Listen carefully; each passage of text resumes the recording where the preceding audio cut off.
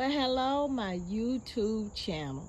Hey, today I am just gonna sit outside, but I want to talk to you about I'm sitting outside on this beautiful Friday evening. And here's Pingy. Hey, Pingy, there you go, Pingy. And today I'm just I'm just gonna give a random thought. I want to talk about um, protecting your rights when you're dealing with the EEOC. Now, I'm gonna say this because a lot of times that I come to you and I talk to you about things, it's normally because I have experienced it, I had to deal with it, and then I want to make sure that my journey is that is could help somebody. Then I'm at peace with that. Okay.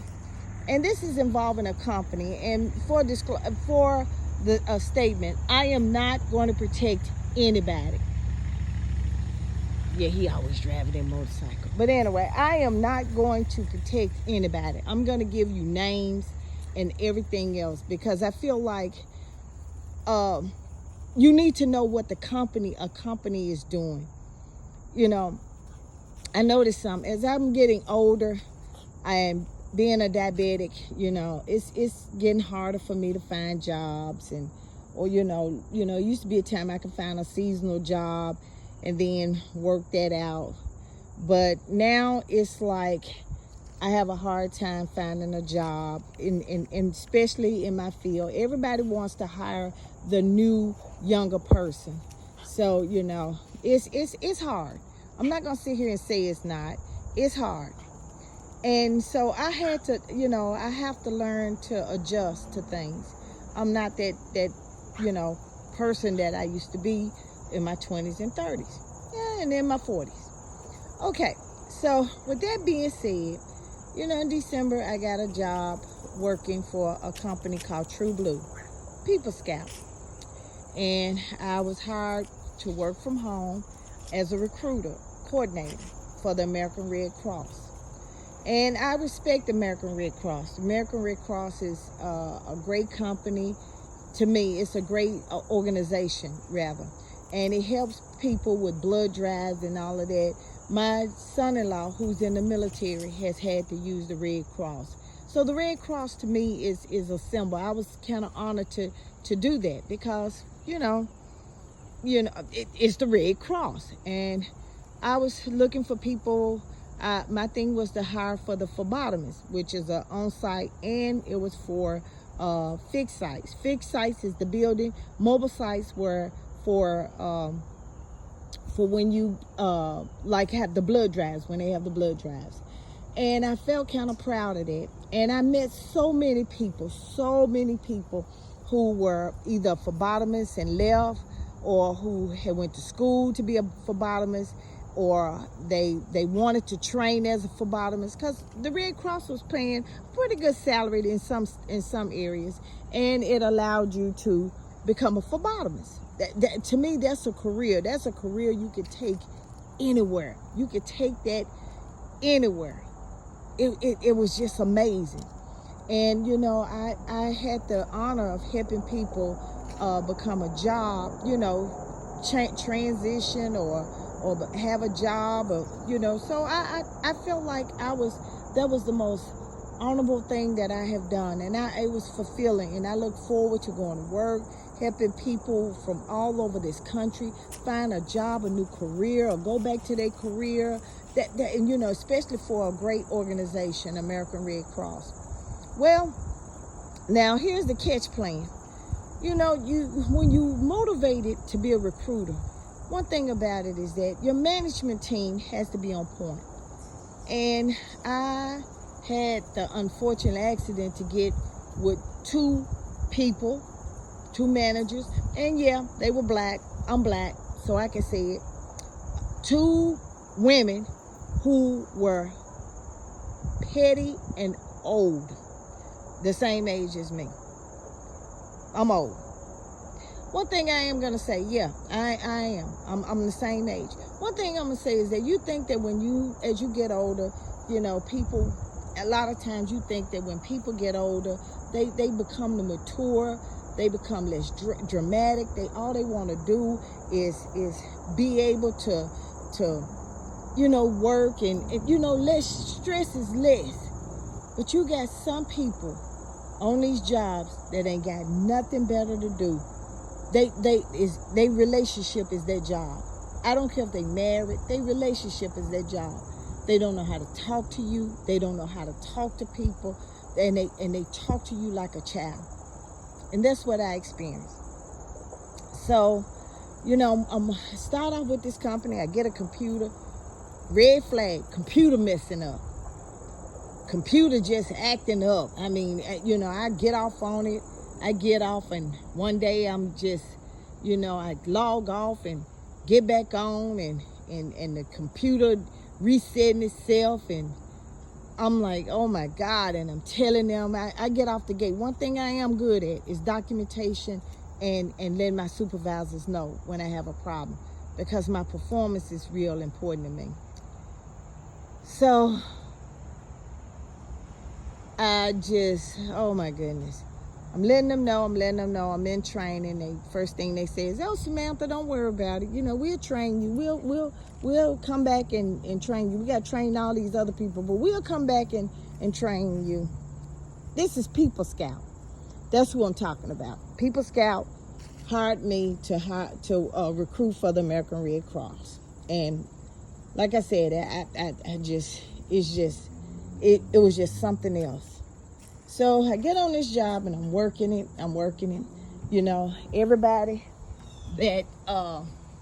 Everybody that's on the team, they either younger than me, they're a little bit younger than me, or maybe the same age as me.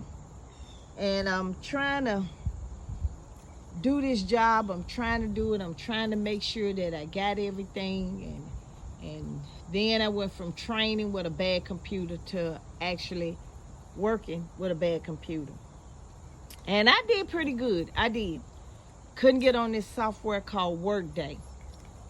After they gave me the 2 weeks training, they didn't want to go back and fix what, try to train me. So they their thing was with Peoplescout is that they don't want you to go to IT. But they didn't want me to go to IT. They wanted their self-help. So I guess that's the definition of their self-help, is to you help yourself, or the group help you. So all this time I'm sharing my screen, and I'm doing all of this and I'm doing all of that, trying to share my screen. And then I realized, they putting me off. And the comments got to be saying, and now it can't be the software, it has to be the keyboard and the keyboard and stuff like that. So after a while, it got to the point where, you get up in the morning. I got up at 8 o'clock. And one thing about it is that I hate being late for work. That's one of my biggest pet peeves. I hate being late for something. I do. I'd rather get there early than to get there late. And I hate getting somewhere late. So I started at 8 o'clock, and I used to get up at 7. I'd make sure that I was at my screen at 7:40, because you want to drink your coffee or get you some tea or something like that. Get your mood ready, because you get ready to change somebody's life. And we got on that job. I get on at 8:03, I got this woman calling me with me, trying to affect my mentality. So I got to the point where I filed an Eeoc complaint. I went to the company, it was a joke. Peoplescout is a joke. And I'm going to tell you something, that what they do is this right here.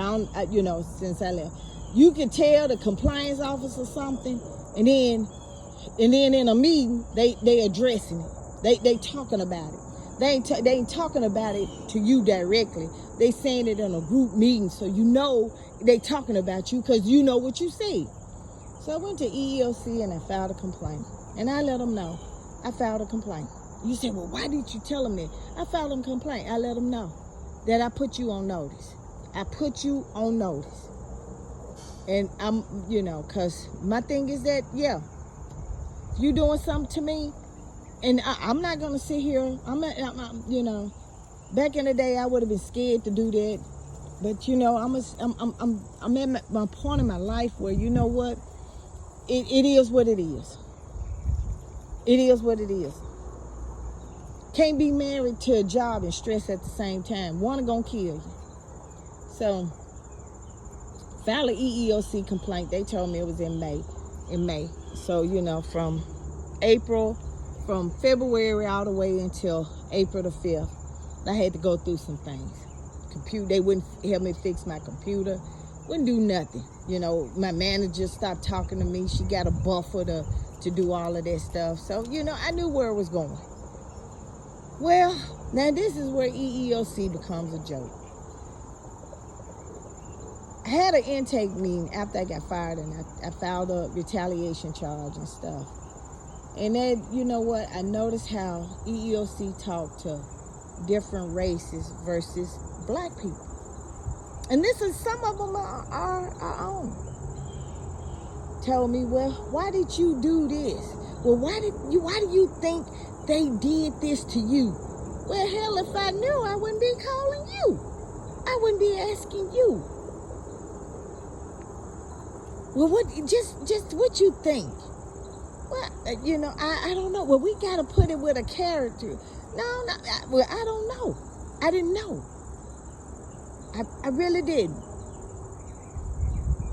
So, get into EEOC. They finally get a charge.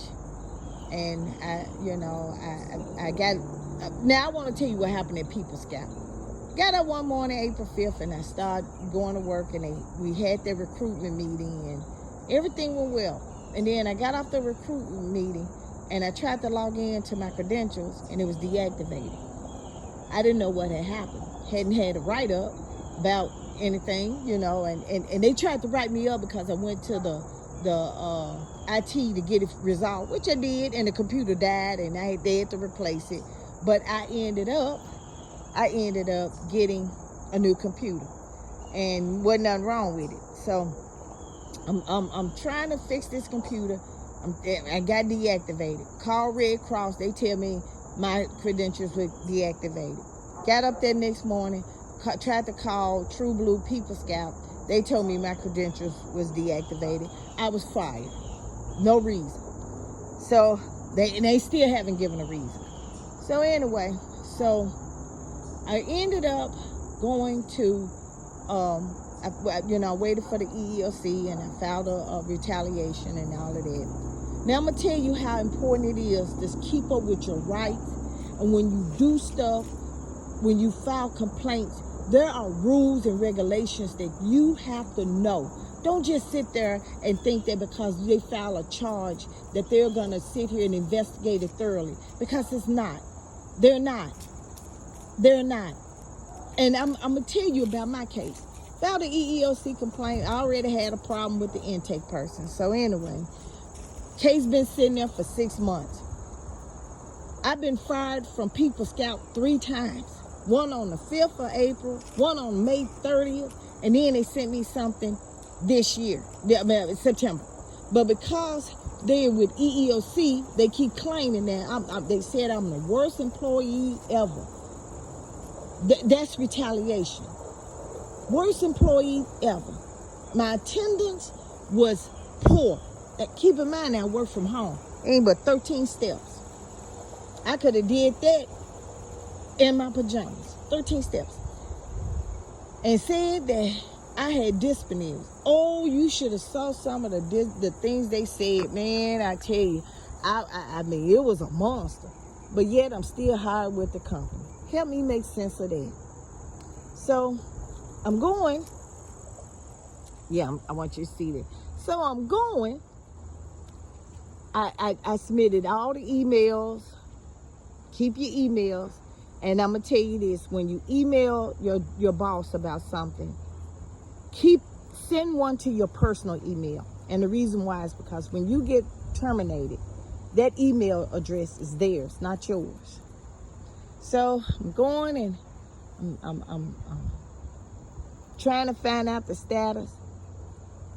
And I contact EEOC because I want to know what's going on. It's been 6 months. Please tell me what's going on. This man come back and tell me that he gonna dismiss my claim because he said that they continue to say I'll still work there. So that tells you that the federal law with the COBRA Act don't apply. State agencies that work with EEOC don't apply. My unemployment calls didn't matter, which is a lie. I know that because they work with the Human Commission in each state.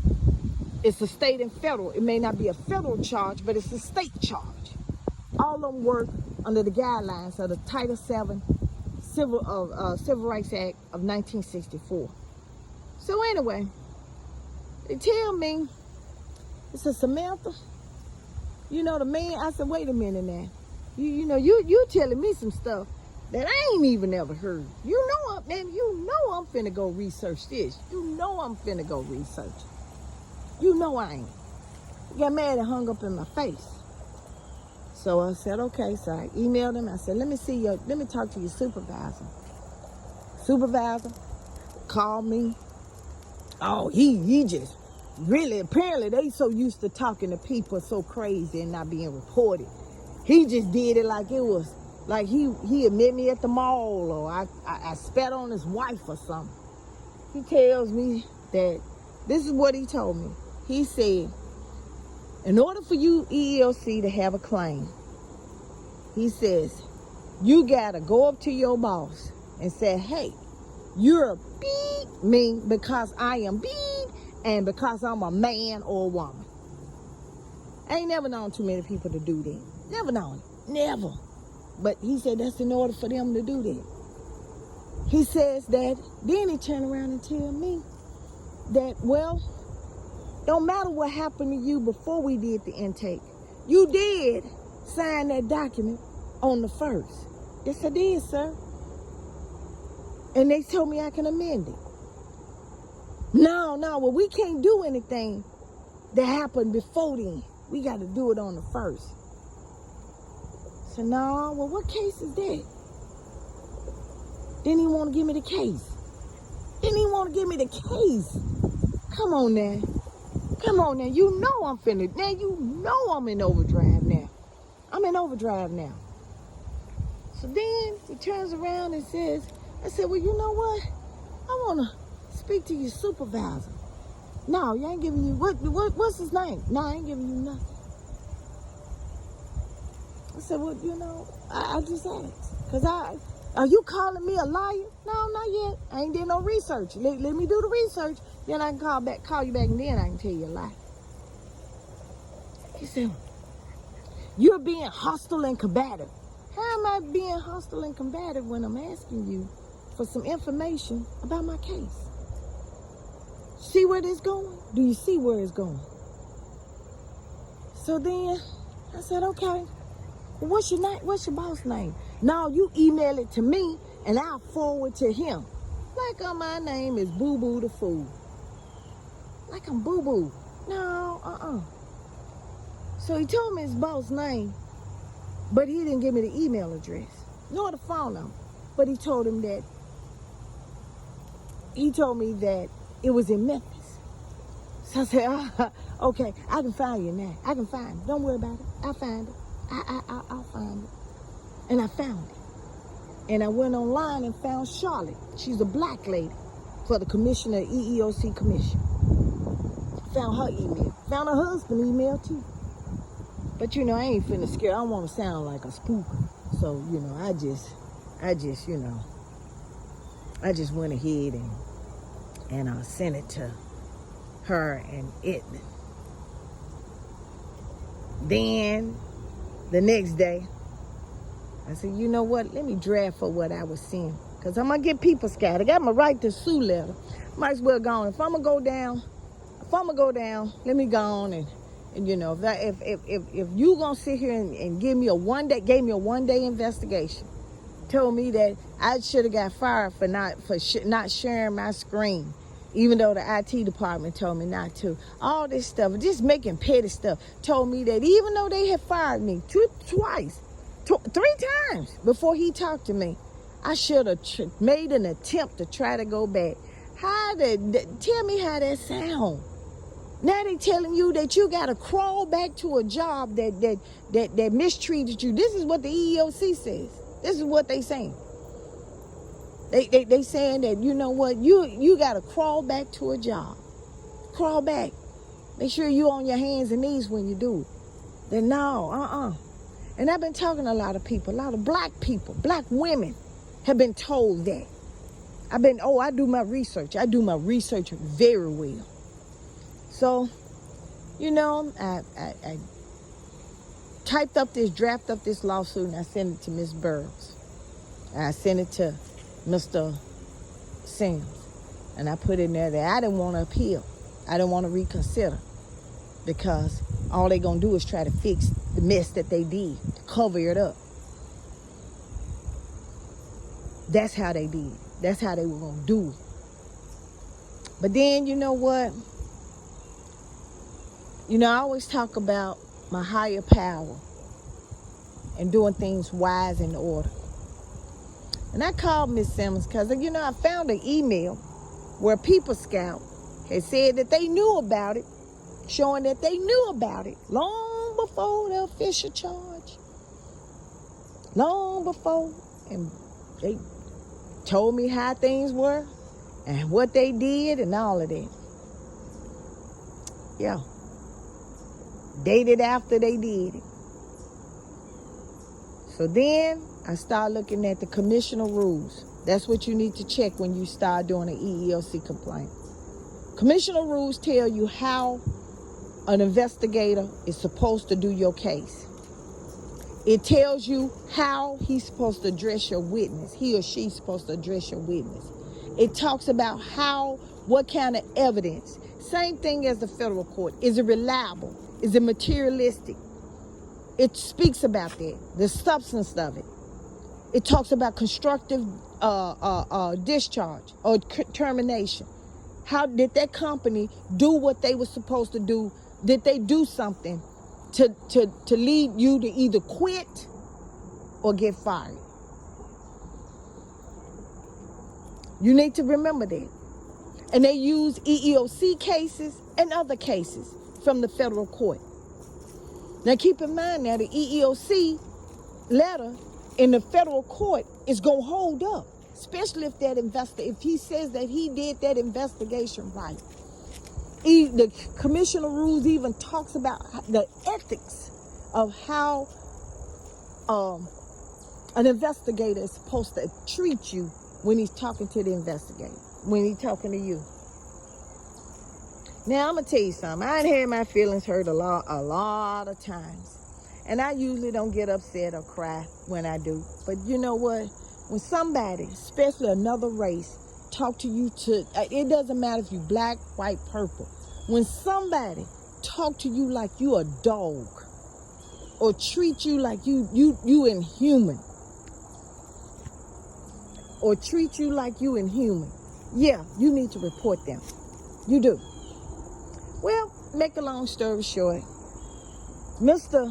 Sims, I'm giving Mr. Sims a chance to do that. And I spent over 18 hours typing it up, using the laws, what the court cases, laws, what they did wrong.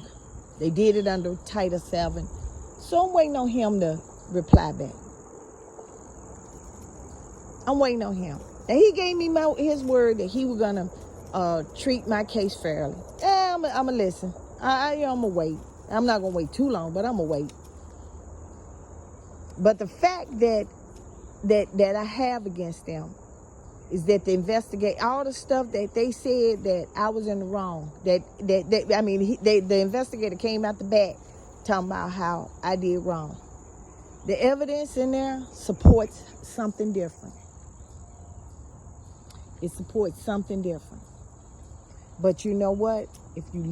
My thing is that if you let people tell you stuff after that, judges do it investigators do it. They do it because you pissed them off, or you went to their supervisor, or you calling them too much when it's their job.